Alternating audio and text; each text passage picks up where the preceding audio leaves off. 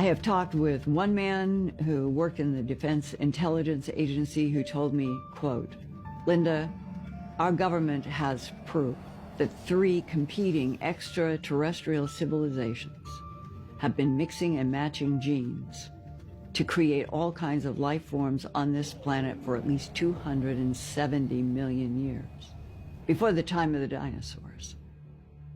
And there is something about that that has always made sense to me when you match up what people have said and the stories that are in books. And it may be that those are the 3 civilizations that the DIA guy meant when he said there have been 3 competing: grays, blondes, and the reptilians. But he went further and said the reptilians say and claim that they have been on Earth first. Sort of like the Garden of Eden story.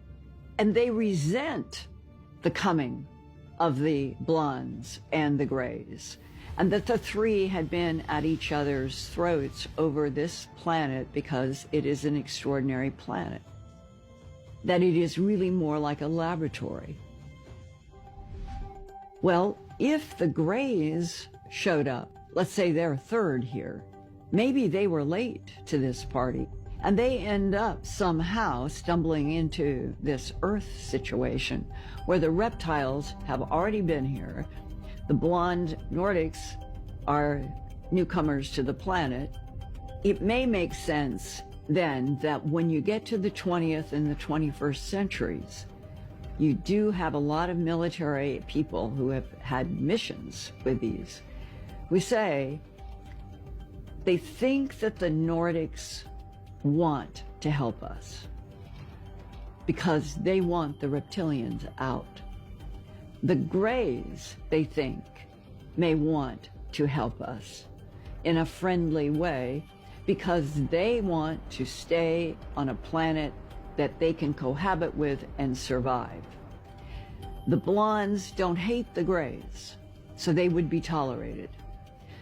But the blondes and the reptilians hate each other and want to annihilate, leaving the grays as a kind of strange neutral ground between the 2.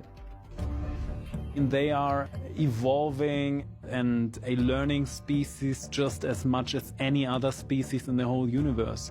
And at one point or another, they have calculated this very intellectualized way of what is the balance and the best way, so to speak, and they came to 100% success rate.